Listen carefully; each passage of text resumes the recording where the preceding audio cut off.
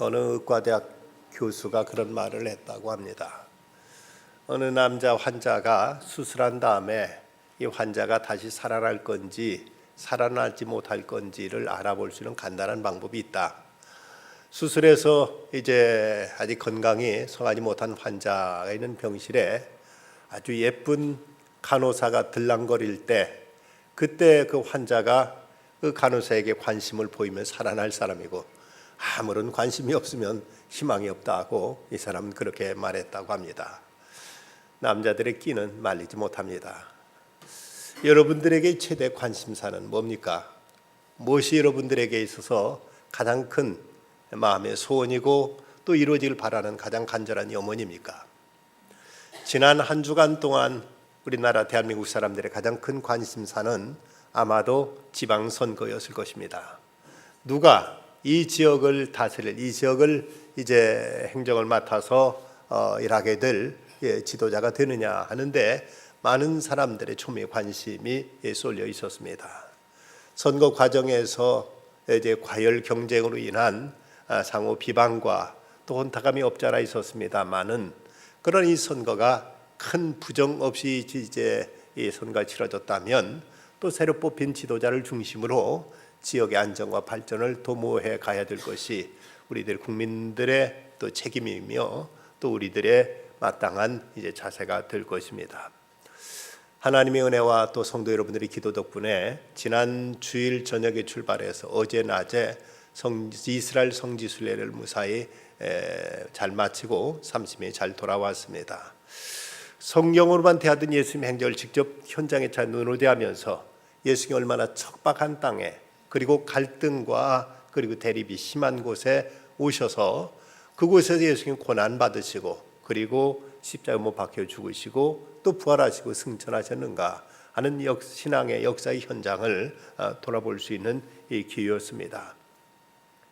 그런데 참으로 가슴 아픈 것은 분명히 예수께서 이 역사 속에 오셔서 예수님께서 이스라엘 땅에 친히 오셨고 그들 가운데 하나님 나라를 선포하셨고 그들 가운데 하나님의 구원의 길을 제시하셨건만은, 아직도 많은 대다수의 유대인들은 메시아의 오신 사실을 믿지 못하고 이걸 알지 못해서, 그래서 저들은 아직도 메시아가 오기를 그토록 간절하게 기도하고 또 기대하고 있는 모습을 볼 수 있습니다. 저 그 유명한 통곡의 벽을 보면 그곳에 있는 많은 사람들이 저 통곡의 벽에 수사기들이 손을 적은 종이 쪽지 기도문을 벽 그 돌 틈틈에 끼워 넣으면서 그 울면서 머리를 벽에 부딪히면서 지금도 계속 기도하고 있는데, 바로 그들의 그 가장 간절한 기도의 염원은 어서 메시아가 오시기를, 어서 하나님께 이 땅을 구원해 주시기를, 이스라엘 회복해 주시기를 빌고 소원하는 것이 그들의 가장 간절한 기도라는 사실이었습니다. 지금은 이스라엘 나라가 2차 세계대전 후 1948년 나라가 이제 독립하고 회복되어서 주변의 아랍 세계들의 그 위협에도 불구하고 당당하게 나라를 지켜나가고 있습니다. 그렇지만 2000년 전 예수님이 이 땅에 오실 때는 상황은 더 열악했습니다. 주전 587년 바벨로니아의 침략에 의해서 나라가 망한 다음 저들은 그 뒤에 페르시아에 의해서 또 메데아 파사, 그리고 이제 그리스에 의해서 또 수리아에 의해서 나중에 로마에 의해서 거듭 저들이 이제 지배와 압박을 받으면서, 그러면서 그들의 가장 간절한 소원은 그것은 곧 어서 메시아가 오셔서 이 나라를 회복해 주시를, 옛날 다윗과 솔로몬 시대와 같은 그런 영광스러운 이런 이제 나라로 어서 속히 회복시켜 줄 바랬던 것이 그들의 가장 간절한 염원이었습니다. 이것은 어쩌면 우리가 일제 36년 동안 일본으로부터 그 갖은 수모와 억압을 당하면서 이 민족이 품었던 어떤 해방과 독립의 의지와 이제 유사하다고 말할 수 있을 것입니다. 당시 백범 김구 선생님은 이런 말을 했습니다. 내 소원이 무엇이냐고 하나님이 물으신다면 내 소원은 대한독립이요라고 서슴지 않고 대답할 것이다. 그 다음 소원이 무엇이냐고 하면 나는 또 우리나라의 독립이요라고 할 것이다. 또 그 다음 소원이 무엇이냐고 세 번째 물으신다면 그때도 나의 소원은 우리나라의 완전한 자주 독립이오라고 소리 높여 대답할 것이라고 말했습니다. 구국 개몽운동을 벌이다가 3차례나 투옥되어서 근 10년간 잔인한 고문과 고된 노역을 당했던 김구 선생님은 1919년 3.1 운동이 발발하자 중국 상해로 건너가서 그곳에서 임시정부를 결성하고 1945년 해방되기까지 온 삶을 다해 독립을 위해서 외치고 투쟁하다가 그리고 통일이 된 다음에는 또 남북 통일을 위해서 그토록 자기의 생명을 불살랐던 이가 바로 김구 선생이었는데, 마치 김구 선생의 나라의 독립을 위해서 그리고 통일을 그토록 염원했던 것처럼 당시 이스라엘 백성들 또한 이제 나라의 회복을 그토록 간절히 바랬던 것입니다. 오늘 본문에 보면은 예수님의 제자들의 소원이 무엇인지, 그들의 관심사가 어떤 것인지가 그대로 드러나 있습니다. 본문에 사고한 예수님이 부활하신 다음 이 땅에 40일 동안 계시다가 예루살렘 가까운 감람원이라는 곳에서 하늘로 승천하시는 장면이 나타나 있습니다. 저곳이 곧 예수 승천교회라고 감람산 위에 지어져 있는 예배당인데, 바로 그곳에 예수님께서 승천하시기 직전 예수님께서 제자들과 나눈 대화가 오늘 본문에 기록되어 있습니다. 본문 6절에 보면 제자 가운데 하나가 예수님께 이런 질문을 하고 있습니다. 그들이 모였을 때 예수께 여쭈어 이르되 주께서 이스라엘 나라를 회복하심이 이때니까, 주님께서 이스라엘을 회복하심이 바로 지금입니까? 하고 이렇게 예수님께 여쭈었던 것입니다.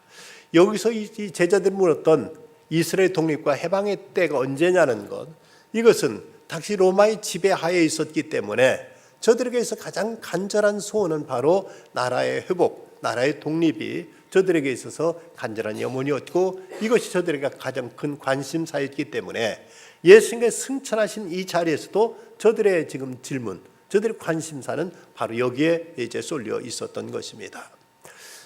그들은 오랫동안 외세의 지배하에 있을 때 어서 이 땅에 메시아가 오시길 간절히 기대했는데, 그런데 정말 예수님께서 메시아로 이 땅에 오셨습니다. 예수님께 공생을 시작하시면서 많은 능력을 행하실 때 백성들의 그 관심은 메시아가 이제 어서 이 나라를 이제 로마로부터 해방시켜 주시기를, 어서 이 땅에 자주와 독립을 허락해 주시기를 간절히 염원하고 그들 그렇게 기대를 걸었습니다. 그런데 그만 무참하게도 예수님께서 이제 본디오 빌라도에게 재판을 받고 저들은 동족의 그 시기와 질투로 인해서 십자가에 못 박혀 돌아가시고 맙니다.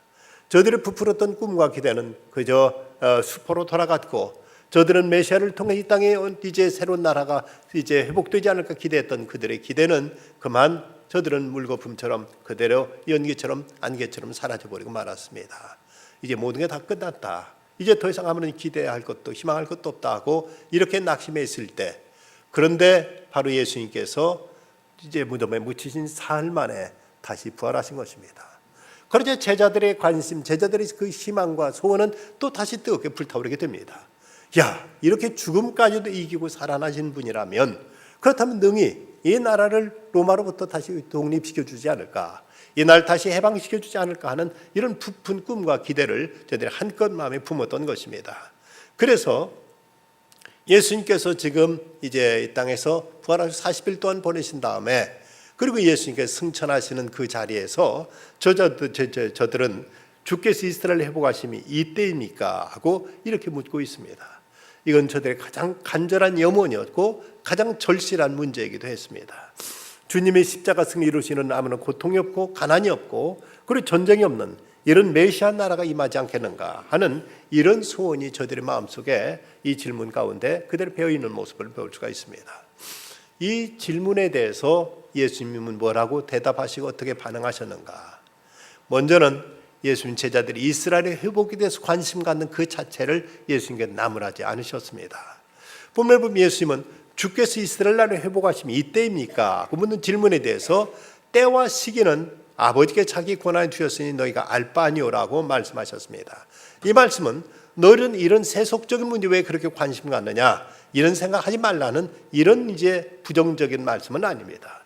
예수님께 이보다 더 중요한, 저들에게 더 우선적인 관심사가 있다는 것을 예수님께 환기시키고 계신 것이지, 저들이 이스라엘 나라가 회복되어야 된다는 이 문제에 대해서 관심 갖고 이 문제에 대해서 기도하는 것 자체를 예수님이 금하셨거나 이것을 예수님이 책망하신 것이 아니라는 사실입니다. 또 더불어는 하나님은 세상 나라의 회복과 같은 것에 대해서는 관여하지 않으신다고 이렇게 또 예수님이 말씀하지도 않으셨습니다. 도리어 때와 시기는 아버지께 자기 권한을 주셨다고 말씀하심으로써 이런 문제도 하나님께서는 다 관여하고 계시고 다스리시고 하나님 때 하나님 방법으로 이 세상 나라의 회복과 세상 나라의 질서의 재편도 하나님께서는 이루어 가신다는 사실을 이 말씀은 여기서 암시하고 있는 것입니다. 욥기 12장 23절에 보면 민족들을 커지게도 하시고 다시 멸하기도 하시며 민족들을 널리 퍼지게도 하시고 다시 끌려가기도 하신다고 말씀하시므로 나라의 어떤 흥망성쇠도 하나님의 그 주권하에 하나님의 섭리 가운데 여기 달려 있음을 성경은 말씀하고 있습니다.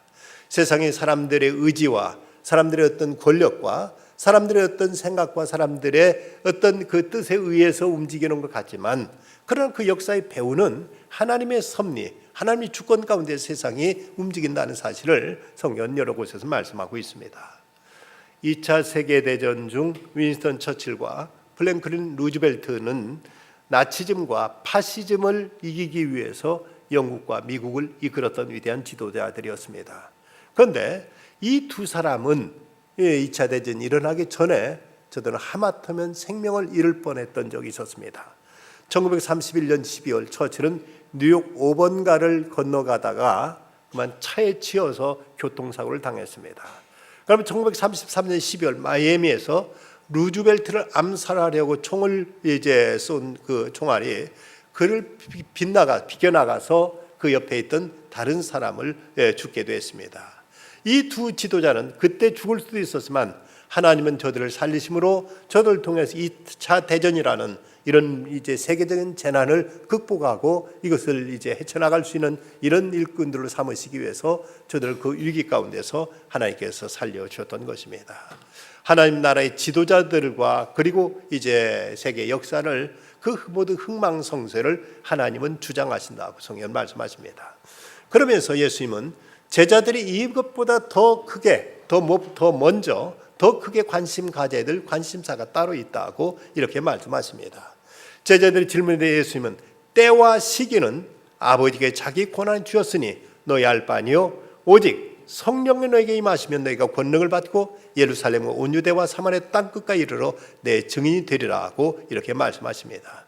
국가를 사랑하고 민족을 위해 헌신한 일은 대단히 중요한 것입니다. 그런데 예수님이 이 땅의 나라 이것을 위해서 충성하고 이 세상 나라의 어떤 이 역사의 줄줄기를 돌리는 것 이것에 대해서 우리가 관심보다 더 높은 차원에서 더 큰 관점에서 우리들이 보다 더 이제 관심을 가져야 될 사안들이 있다는 것을 예수님께서 말씀하시는 것입니다. 민족주의라는 것은 어찌 보면 좋은 것 같습니다만은 자기 나라 자기 민족을 위하고 자기 나라를 위해서 충성한다는 것 이건 대단히 귀한 것처럼 여겨집니다만은 그러나 이것이 잘못될 때 이것은 악마적인 힘을 발휘한 적들이 역사 속에 많이 있었습니다. 70년 동안 공산주의로 인한 이데올로기로 인해서 세계가 몸살 앓기 이전에 인류의 전쟁은 바로 이 민족주의가 만들어낸 것들이었습니다. 나치의 2차 대전이 그러했고 일본의 태평양 전쟁이 그러했습니다. 게르만 민족이 우월하고 일본 천황의 신민인 일본인들이 더 위대하다는 것입니다. 지금도 세계 곳곳에서 일어나고 있는 이런 이제 분쟁과 이제 많은 그 테러 등이 자기 민족주의라는 이 좁은 편견에 사로잡혀서 세상은 편안할 날이 없고 늘 이제 갈등과 대립이 늘 끊이지 않고 있는 것입니다.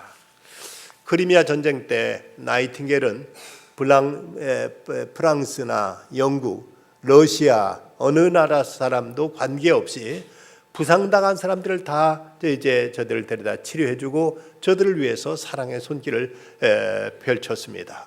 결국 그는 간첩으로 몰리기도 했고 국가적인 문제에 걸려서 큰 곤욕을 치르기도 했습니다. 그러나 그는 이런 말을 그 당시에 했습니다. 애국심만으로는 부족합니다.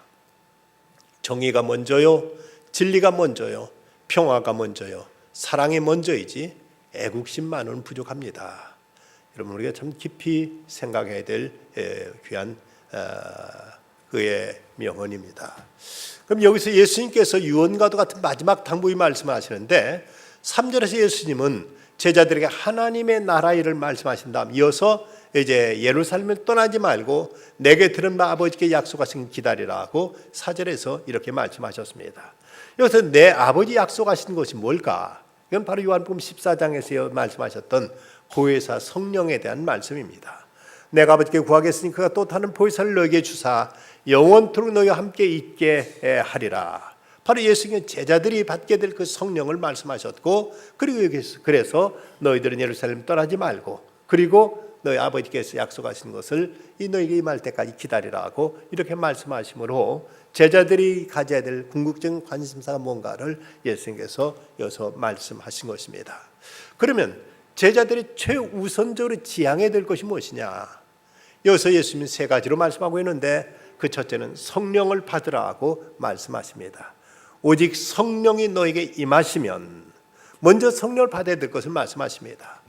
여러분, 세상에 이런저런 많은 복잡다단한 문제가 우리 주변에 얽히고 설켜 있다고 생각됩니다.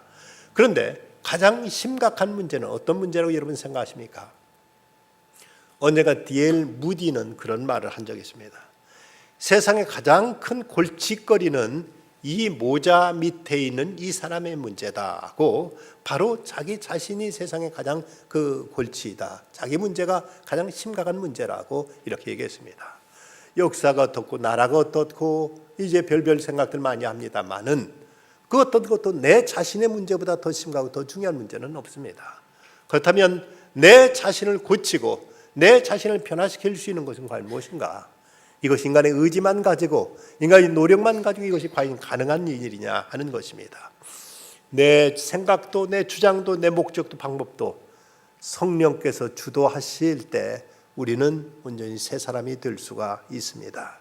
우리가 예수를 믿게 된 것도 내 의지 그리고 내 어떤 지식의 결과가 아닙니다.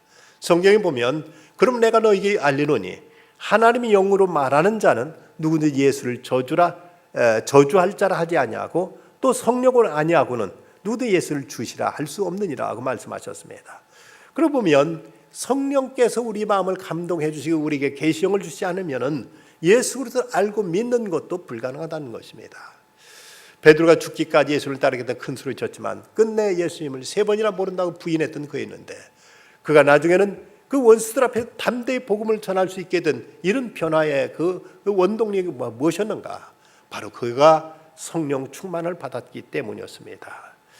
사람은 모든 걸 다 모방할 수 있다. 그러나 한 가지 못하는 것이 있는데 바로 성령 충만함이라고 챔버스라는 설교자는 이렇게 말했습니다. 바로 성령께서 우리를 다스리실 때 우리 안에 참된 변화가 나타나게 된다는 것입니다. 제임스 W. 골이라는 분이 쓴 주 임재에 사로잡히다라는 책에 이런 이야기를 하고 있습니다. 나는 인구가 300명이 채 안 되는 미주리의 작은 도시에서 자랐다. 내가 어렸을 적 우리 집에는 상수도가 없었다. 그래서 우리 동네 공동 펌프에 가서 손으로 펌프질을 해서 물을 퍼왔다. 그런데 아무리 날씨가 더워도 땅 깊은 곳에 있는 그 지하수는 언제나 차갑고 시원했다. 나는 그 펌프가 냈던 끽끽거리는 소리를 지금도 또렷이 기억하고 있으며 물이 철썩거리며 물통에 담기는 모습도 기억하고 있다.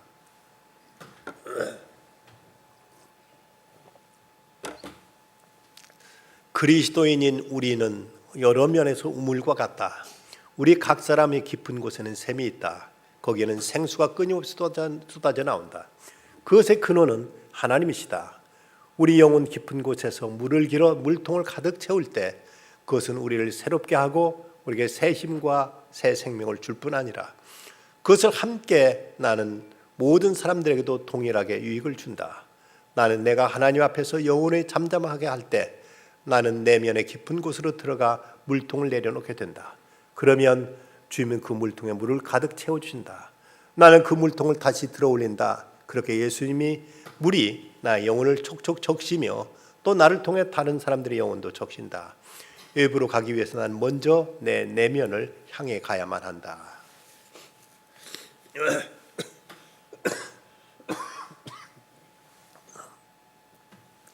우리들 심령 속에서 마치 펌프로 물을 끌어올리듯이 우리들 안에 성령의 역사, 성령의 감동하심이 우리 안에 심령 속에서 이제 퍼올리기까지는 우리에게 참된 변화와 우리에게 참된 이제 그 구원의 역사는 나타나지 않음을 그는 이제 펌프를 통해서 이렇게 설명을 했습니다.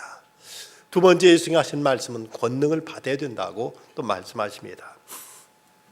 오직 성령이 너에게 임하시면 너희가 권능을 받고 우리 각자가 하늘의 능력으로 덧입어야 된다. 여러분, 경제가 어려워지고 물가가 올라간다고 모두 아우성이지만 그러나 물가가 아무리 올라갈지라도 내게 경제적인 능력만 든든하다면 물가 올라가는 건 결코 우리에게 문제될 것이 없습니다. 시험 문제가 아무리 어렵게 출제되더라도 내가 그 문제를 능히 풀 수 있는 실력만 내가 갖추고 있다면 그 문제가 어렵게 나오는 것도 내게 전혀 문제될 바가 없습니다.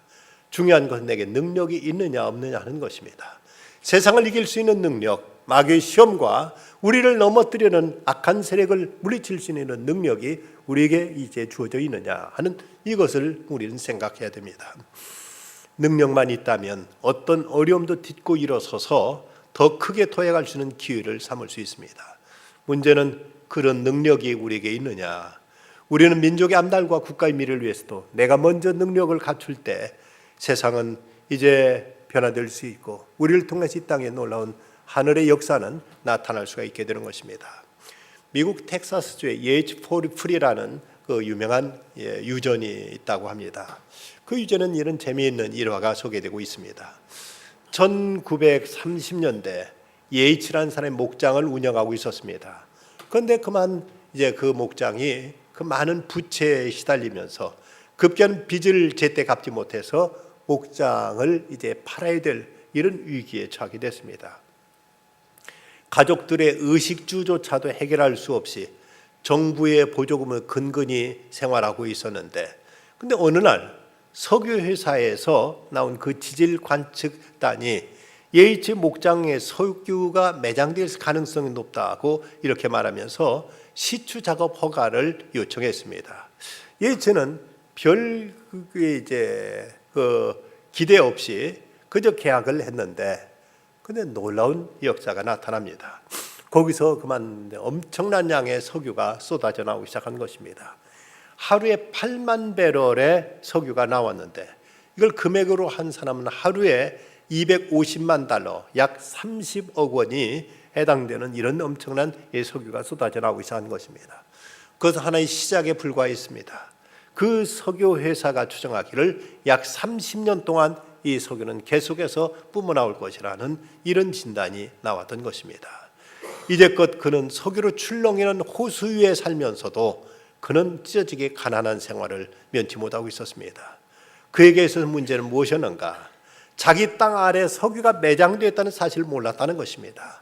이것은 어쩌면 우리에게 하나님께서 엄청난 능력, 엄청난 하늘의 은사를 우리에게 부어주시는데 우리는 그것을 모르고 늘 가난하게, 나약하게, 늘 패배자로 이렇게 살아가고 있는 모습이 과연 우리에게 없는가?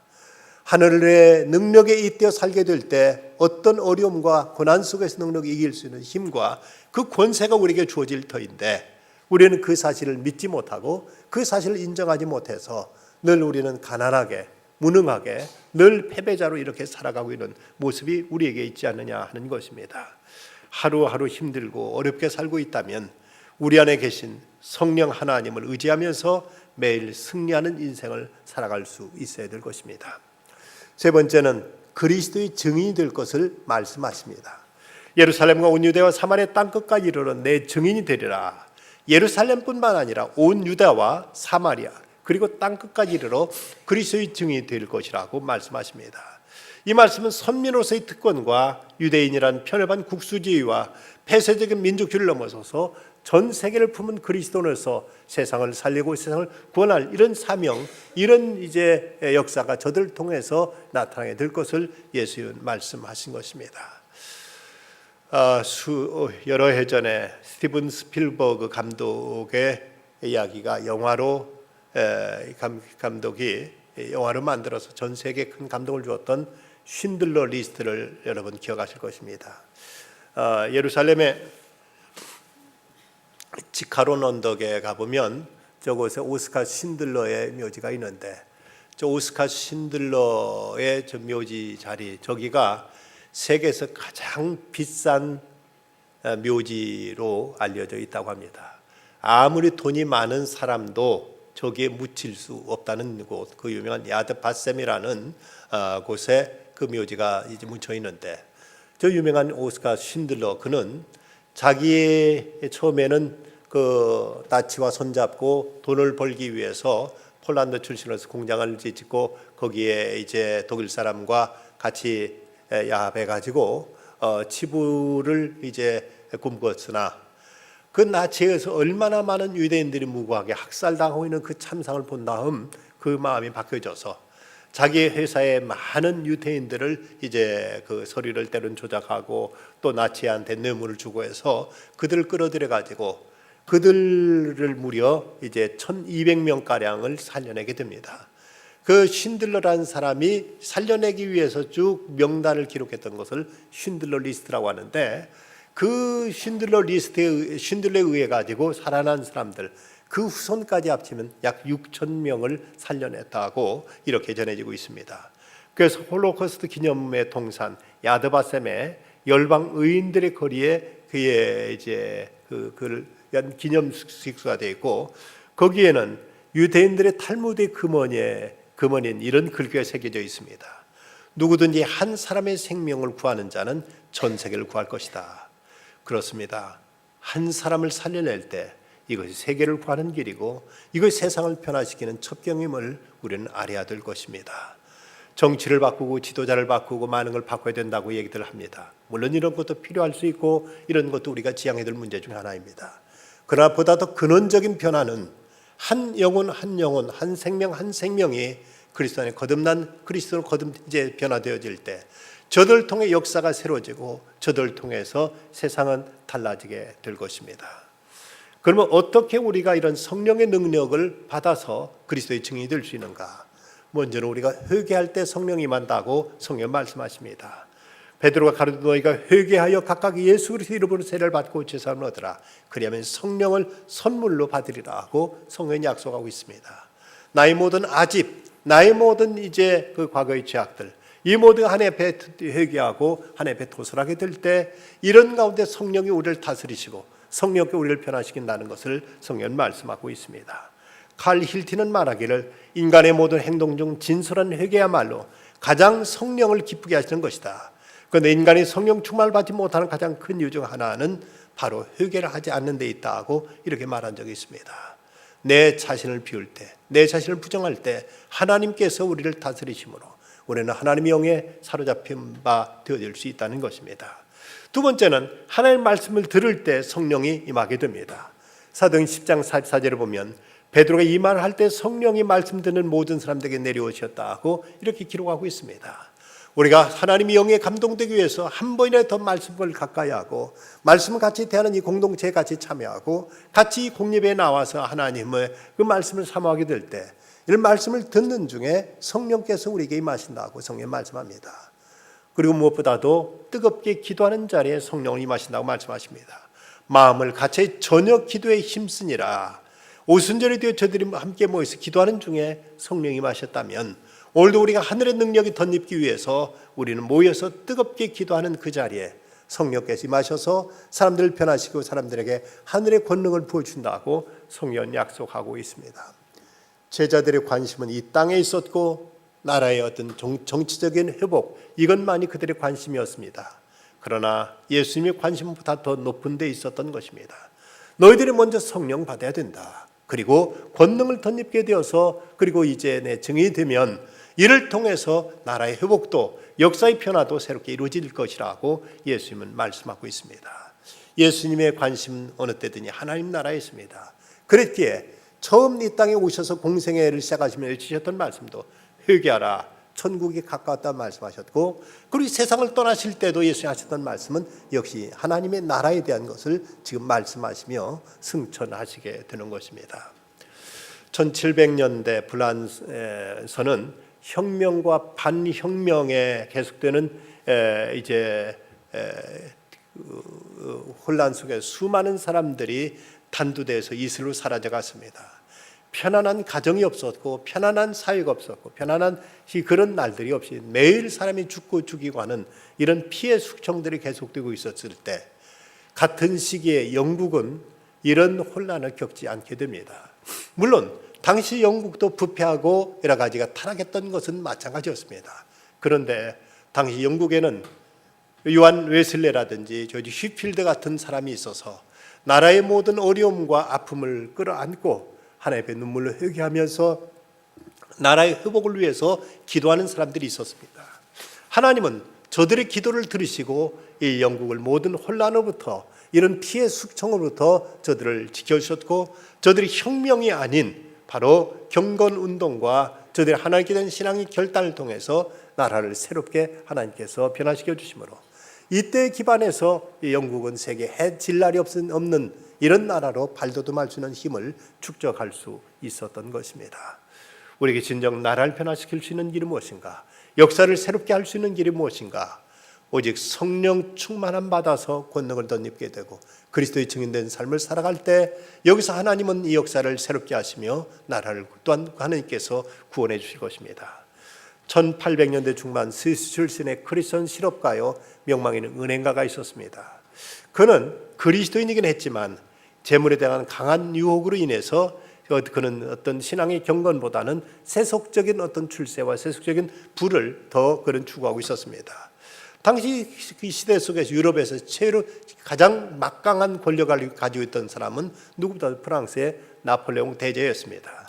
그런 나폴레옹과 협상해 가지고 프랑스와 스위스 간의 이제 경제 협력을 통해서 거기서 거대한 부를 얻기 위해서 그런 파리로 이제 나폴레옹을 만나기 위해서 찾아갔습니다. 그런데 막상 파리로 갔을 때 나폴레옹은 오스트리아와의 전쟁을 위해서 전쟁터로 이미 떠나버린 상태였습니다. 그는 전쟁터까지 찾아갔지만 전쟁의 패와 함께 나폴레옹이 이미 전쟁을 끝내고 또 다른 곳으로 옮겨가 있었습니다. 그 눈앞에 펼쳐진 그야말로 그 참혹한 전쟁터의 상황을 보면서 그는 그 지역 사람들과 함께 그 환자들, 부상병들을 치료하고 돕는 일을 하다가 어느 정도 일을 마쳤을 때 다시 나폴레옹을 찾아갈 것인가 아니면 이 전쟁을 통해 부상당하고 이렇게 이제 피 흘린 사람들을 구하는 일을 위해서 내 자신을 헌신할 것인가를 고민하게 됩니다. 그때 그는 처음으로 하나님 앞에 진지한 기도를 드렸습니다.